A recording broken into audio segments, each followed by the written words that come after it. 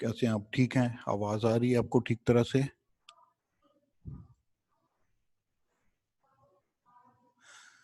आवाज और स्क्रीन आपको नजर आ रही है? जी जी, ओके जी।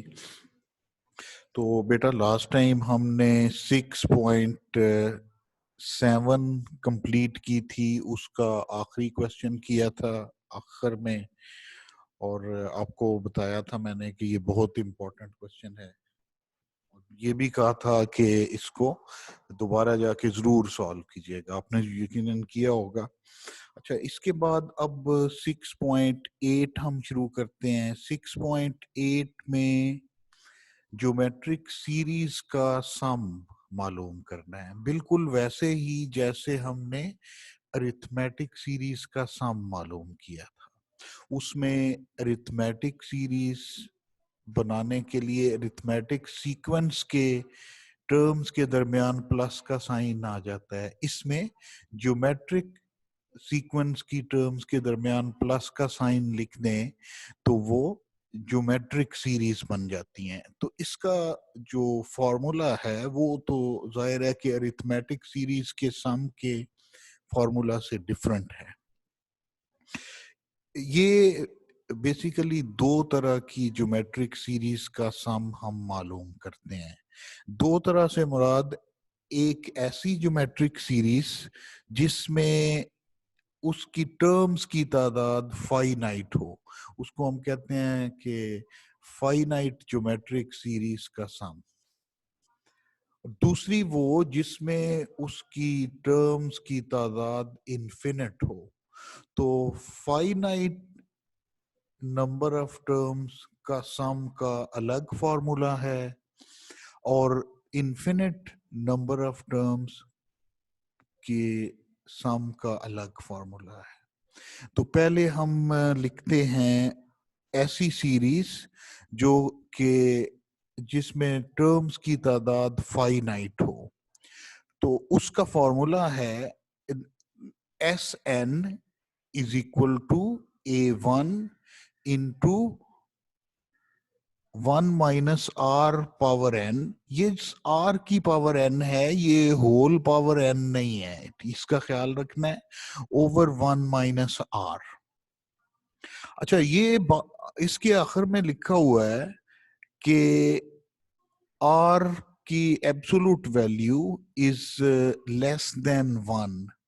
अच्छा, ये जब भी लिखा जाएगा किसी चीज की एब्सोल्यूट वैल्यू तो वो हमेशा पॉजिटिव में होती है, एब्सोल्यूट वैल्यू। तो इसका असल में मतलब ये है कि जैसे लिखा हो R absolute value is less than 1, तो इसका मतलब है कि आर की वैल्यू -1 से +1 के दरमियान में हो सकती है।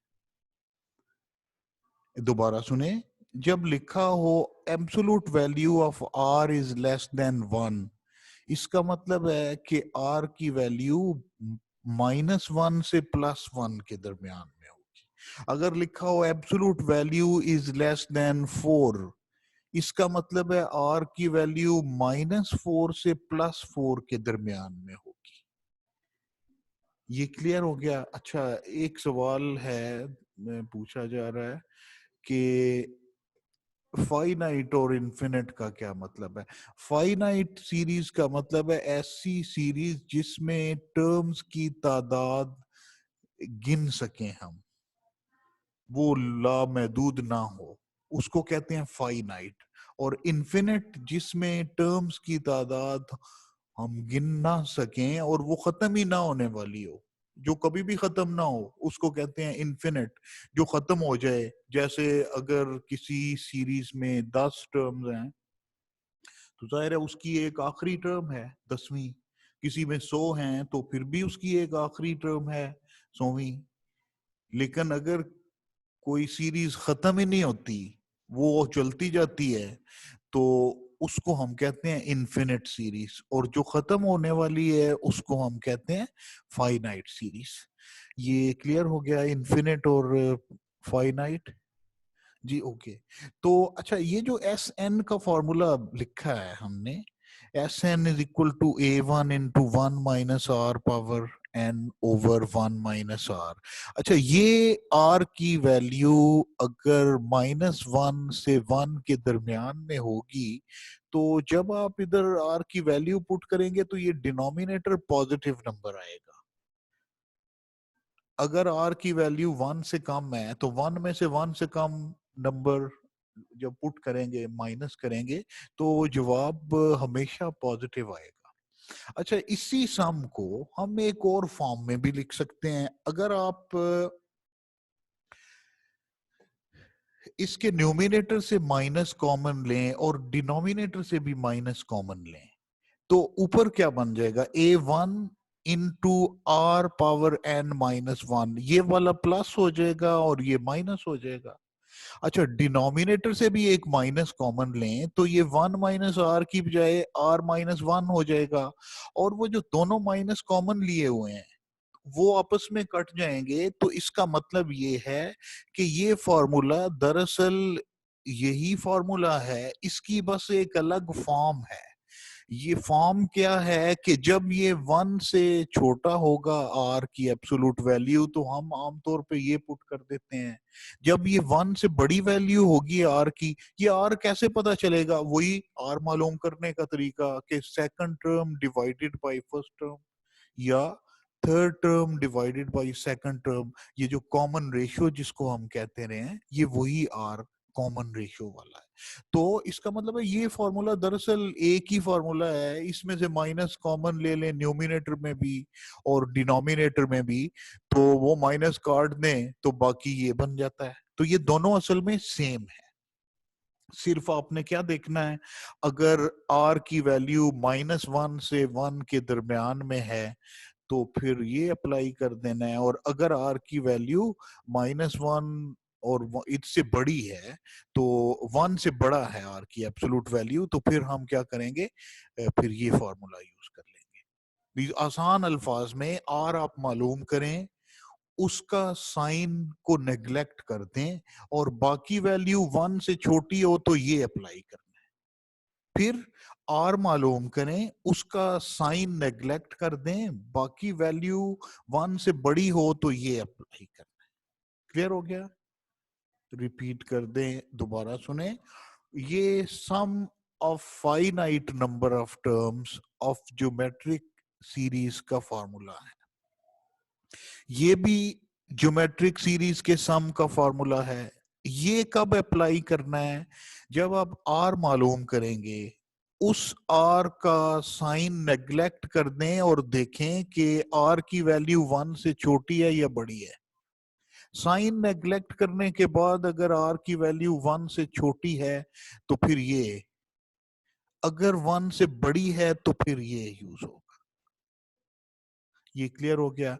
अच्छा, इसके बाद इन्फिनिट ज्योमेट्रिक सीरीज। ये जो फॉर्मूलाज अभी दो आपको मैंने सिखाए हैं, ये हैं फाइनाइट सीरीज के लिए, जिसकी कोई आखिरी टर्म भी हो। ये ना हो कि वो खत्म ही ना होने वाली हो। जो खत्म ही ना होने वाली है उसको इन्फिनिट ज्योमेट्रिक सीरीज कहते हैं। इसका एक अलग फॉर्मूला है, वो फॉर्मूला देखिए। इन्फिनिट ज्योमेट्रिक सीरीज के सम का फॉर्मूला, उससे पहले इसकी definition, the geometric series which has infinite number of terms is called infinite geometric series. इसकी एग्जांपल है, अब देखें, ये किसी ज्योमेट्रिक सीरीज की पहली टर्म a1 होती है, दूसरी टर्म a2, ये उसका फॉर्मूला है, तीसरी टर्म a3, ये उसका फॉर्मूला है, a4, फिर an। लेकिन इसकी आखिरी टर्म कोई नहीं, मतलब ये ना खत्म होने वाली सीरीज है। तो जो ना खत्म होने वाली सीरीज हो उसको कहते हैं इन्फिनिट सीरीज। अच्छा, अब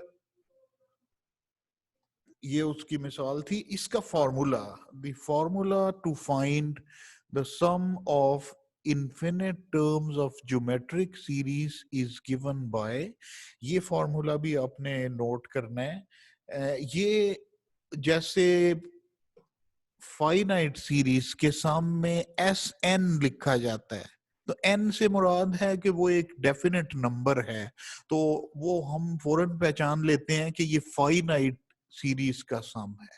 अगर यहाँ पे s के साथ इंफिनिटी लिख दिया जाए, जैसे ये s इंफिनिटी लिखा हुआ है, तो हम फौरन पहचान जाते हैं कि ये इन्फिनिट सीरीज के सम का फॉर्मूला है।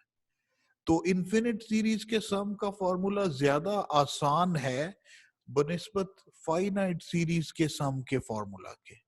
अब देखें, ये सिर्फ इसमें कोई पावर नहीं है, बस a1 ओवर 1 माइनस आर। तो इन्फिनिट सीरीज का सम मालूम करने का फॉर्मूला भी आसान है, और जो हम मालूम करते हैं उसमें कैलकुलेशंस भी कम होती हैं। अच्छा, इसके साथ लिखा हुआ है r is less than 1, r की absolute value is less than 1। अच्छा, ये बात ज़हन में रखनी है कि इन्फिनिट सीरीज में ये लाजमी कंडीशन है कि r की वैल्यू, r की एब्सोल्यूट वैल्यू 1 से कम होनी चाहिए। इसको आप यूं समझें कि क्योंकि ज्योमेट्रिक सीरीज में हर आने वाली टर्म कैसे बनती है, उससे पिछली टर्म को r से मल्टीप्लाई करने से। हर आने वाली टर्म उससे पिछली टर्म को r से मल्टीप्लाई करने से बनती है। अच्छा, अब अगर r की वैल्यू 1 से कम हो, इसका मतलब है जब आप किसी टर्म को 1 से छोटे नंबर से मल्टीप्लाई करते हैं, उसका जवाब पहले से कम आता है। किसी भी नंबर को 1 से छोटे नंबर से मल्टीप्लाई करें तो उसका जवाब पहले नंबर से कम आता है। इसका मतलब ये हुआ कि ये इन्फिनिट सीरीज जिसमें r 1 से छोटा हो, इसमें आने वाली टर्म्स पहले से कम होती जाती हैं। ये बात क्लियर हो गई कि जिसमें r 1 से छोटा होगा उसमें जो जो हम आगे वाली टर्म्स पे जाएंगे, हर आने वाली टर्म पहली से छोटी होगी। जैसे देखें r.5 हो, तो अगर पहली टर्म 2 है तो दूसरी टर्म क्या होगी, 2 इंटू 0.5। तो 2 को 0.5 से ضرب देंगे तो वो छोटी हो जाएगी, 1 हो जाएगी। फिर 1 को 0.5 से ضرب देंगे तो 0.5 हो जाएगी। फिर 0.5 को 0.5 से ضرب देंगे 0.25 हो जाएगी। तो हर आने वाली टर्म पहली से छोटी होती जाएगी। तो इन्फिनिट सीरीज के लिए जरूरी है कि हर आने वाली टर्म पहले से छोटी हो, सिर्फ तभी हम उसका सम मालूम कर सकते हैं। तो इसीलिए तो जो आखिरी वाली टर्म्स हैं उनको हम नेग्लेक्ट कर देते हैं, क्योंकि वो छोटे होते होते जीरो के बिल्कुल करीब हो जाएंगी। लेकिन अगर हर आने वाली टर्म पहले से बड़ी हो तो इसका मतलब है कि आखिरी टर्म तो बहुत बड़ी हैं, उनको नेग्लेक्ट करेंगे तो आपका जवाब ही चेंज हो जाएगा। तो ये याद रखना है आपने कि इन्फिनिट सीरीज का सम सिर्फ तब मालूम होता है जब r की वैल्यू 1 से छोटी हो, जबकि फाइनाइट सीरीज 1 से छोटा हो r तब भी मालूम हो सकता है, और 1 से बड़ा हो तब भी मालूम हो सकता है। चलें नेक्स्ट चलते हैं स्टेप पे। नेक्स्ट है अब आपकी एक्सरसाइज 6.8। ये 6.8 का पहला क्वेश्चन आपके स्मार्ट सिलेबस में है, और ये है कि find sum of first 15 terms of geometric sequence.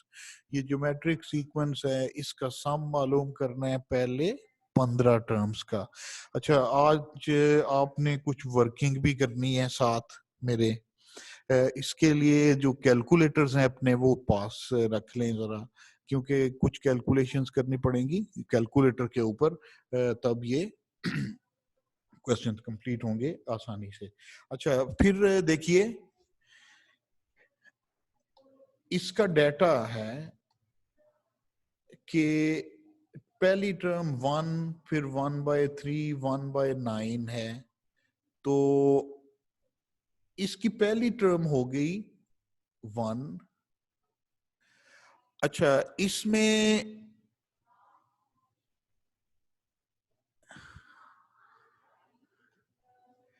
r हो गया, दूसरी टर्म डिवाइडेड ये a2 बाय a1, तो 1/3/1 ये 1/3 ही होगा। अच्छा, इसमें n है 15, क्योंकि सम हमने 15 टर्म्स का मालूम करना है। ठीक है। अच्छा, तो ये चूंकि n फाइनाइट नंबर है, उसने ये नहीं कहा कि इस इन्फिनिट सीरीज का सम मालूम करें, उसने कहा है कि ये ऐसी सीरीज है जिसकी 15 टर्म्स का सम बस मालूम करना है, तो ये फिर फाइनाइट सीरीज हुई। और इसमें जो हमने r मालूम किया है वो 1/3 आया है, तो 1/3 1 से छोटा होता है, इसलिए जो पहले नंबर पे हमने फॉर्मूला लिखा था r की वैल्यू 1 से कम वाला, वो इसमें यूज होगा। S N is equal to a1 या a into 1 minus r power n over 1 minus r। ठीक है, ये फॉर्मूला कब यूज करना है? जब r की वैल्यू 1 से छोटी हो, जैसे ये 1/3 है। अच्छा, अब ये वैल्यू सारी इसमें पुट करनी है, मैंने इसलिए आपको कहा है कि कैलकुलेटर्स पास रखें ताकि ये कैलकुलेशंस आप जल्दी से करें। ये है a1 की वैल्यू 1 पुट कर दी। अच्छा, 1 माइनस r, r क्या है? 1/3, तो 1/3 पावर 15 ओवर 1 माइनस 1/3, ये 1 माइनस r लिखा है। तो 1 माइनस 1/3 होता है 2/3, इसका 3 एलसीएम ले लेंगे तो इधर आएगा 3 माइनस 1, तो ये हो गया 2/3। और ये न्यूमिनेटर में इसको ब्रैकेट वाली फैक्टर को 1 से जरब देंगे तो ये सेम रहेगा, तो ये एस एन आपके पास ये बन गया। अब नेक्स्ट स्टेप में क्या है कि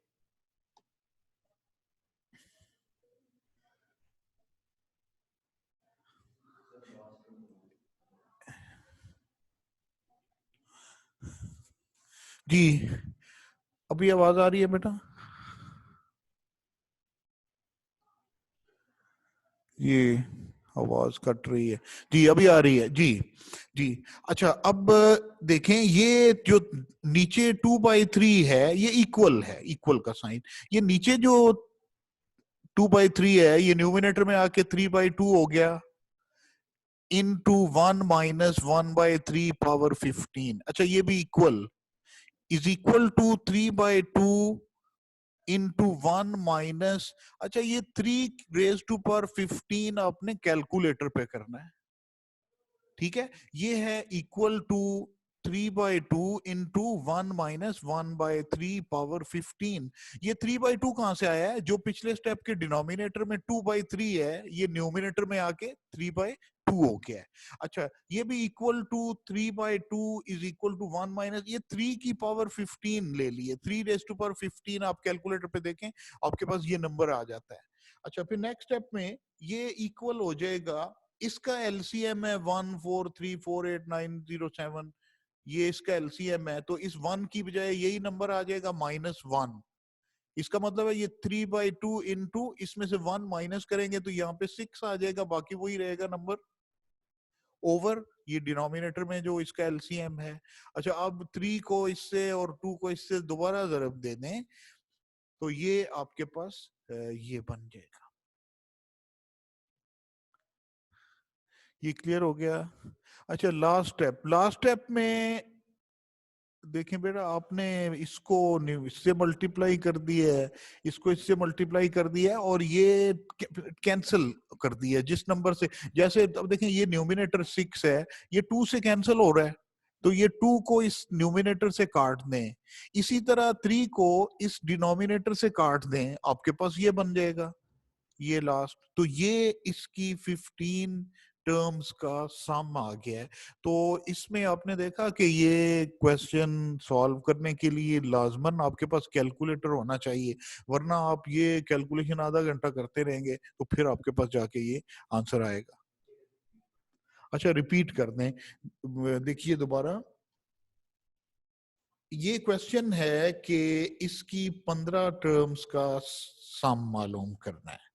तो पहली टर्म है 1, और कैसे मालूम होता है? दूसरी term divided by first term, तो ये हो गया 1/3। अच्छा, चूंकि 15 टर्म्स का सम मालूम करना है तो n 15 हो गया, अच्छा, अब ये एस एन का फॉर्मूला क्यों अप्लाई किया है? ये तब अप्लाई होता है जब आर वन से छोटा हो। पहले दो फॉर्मूले मैंने आपको लिख के दिए हैं, उनमें से ये पहला है। अच्छा, अब ये सारी वैल्यूज इसमें पुट कर दी हैं। ये 1 - 1/3 2/3 होता है, बाकी उसी तरह न्यूमिनेटर लिख दिया है।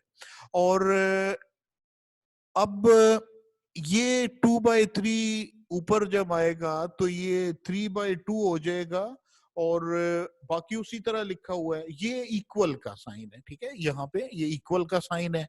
तो 3/2 इंटू 1 - 1/3 पावर 15। अच्छा, ये भी इक्वल टू 3/2 इंटू ये 3 की पावर 15 कैलकुलेटर से मालूम की है, तो वो बन जाएगी 1434890 7।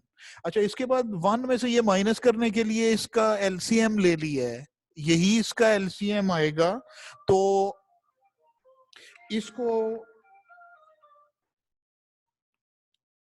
जब एलसीएम लेते हैं तो हमारे पास ये फिर हो गया 3/2, ये एलसीएम इधर, ये डिनोमिनेटर बन जाएगा -1, तो माइनस करने से ये एक्सप्रेशन बनी।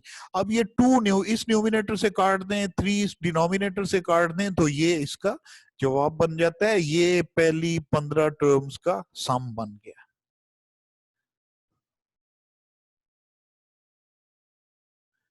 जी रिपीट हो गया जी। ओके जी, ओके, नेक्स्ट क्वेश्चन देखिए।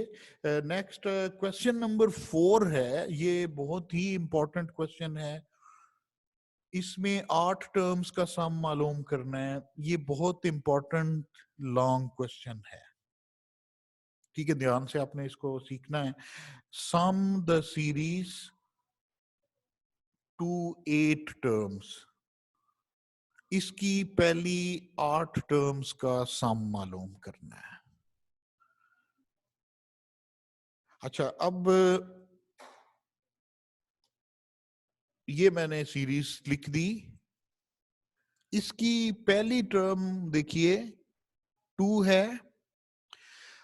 अच्छा, जब हम आर मालूम करेंगे तो आर होगा दूसरी term divided by first term, तो ये 1 - i/2।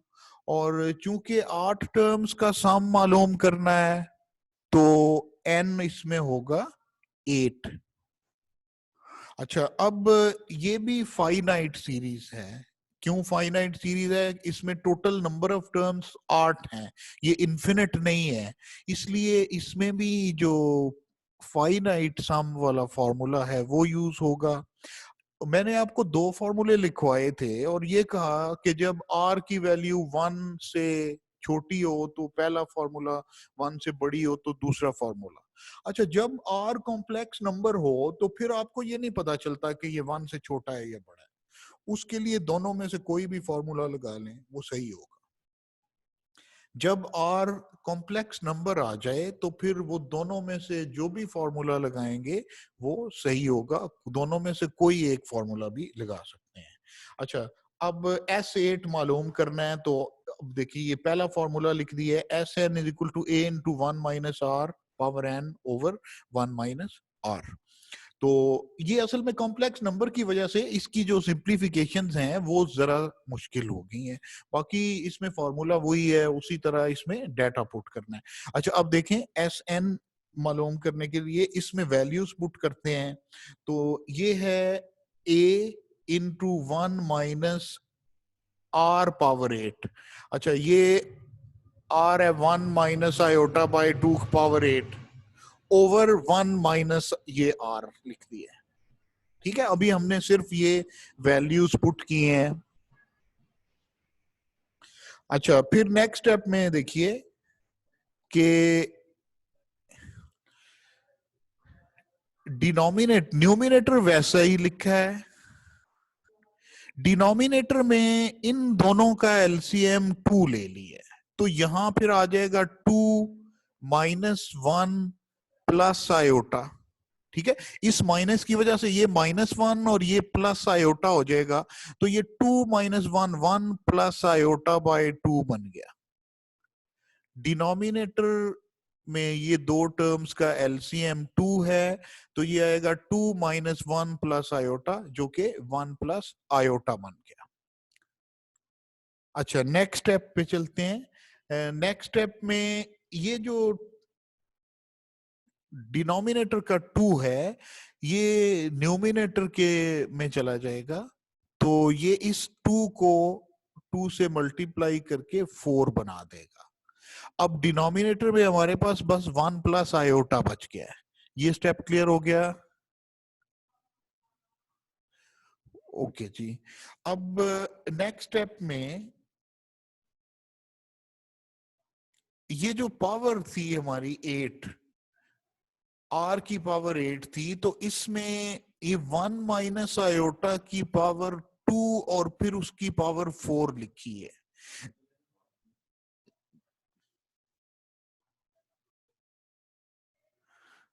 जी, तो ये 1 माइनस आयोटा की पावर 8 को हमने लास्ट टाइम भी जब मैंने आपको बताया था कि 1 प्लस आयोटा या 1 माइनस आयोटा की बड़ी पावर हो तो उसका पहले स्क्वायर लेते हैं, फिर उस